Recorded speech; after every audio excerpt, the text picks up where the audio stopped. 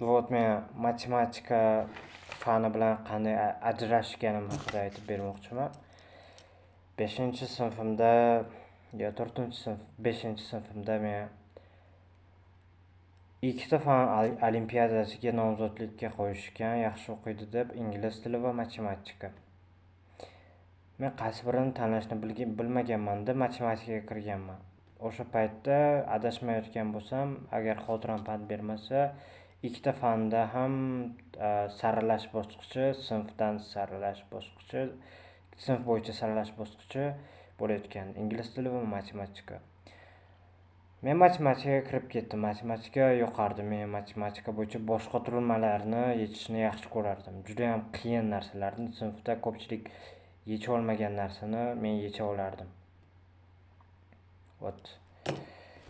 Boshqa qurilma javoblarini so'rash uchun ko'pchilik meni oldimga kelardi. Xullas, men matematika anaqasiga kirib ketdim. Sinfiy saralash anaqasiga.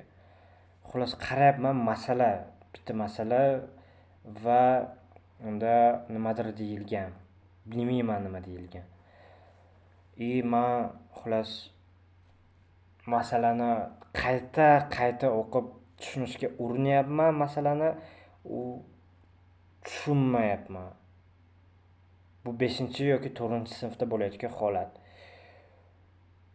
Qayta o'qidim, ustozimdan so'radim. Ustozim ham aytibdi.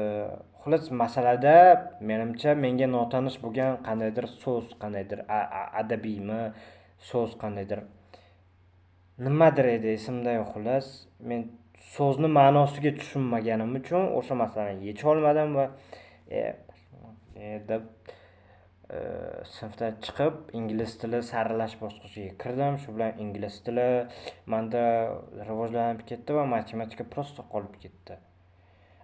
Keyin men hozir YouTubedan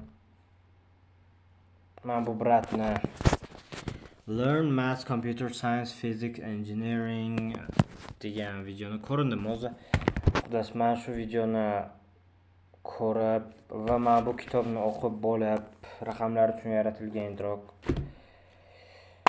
Shu kitobni o'qib bo'lib, aniq qilib, hozir endi o'ylayapman, matematikaga qaytsammikan, yo'q, qaytsammikan emas, qaytishim kerak. Bu soha meniki, o'rganishim kerak deb o'ylayapman.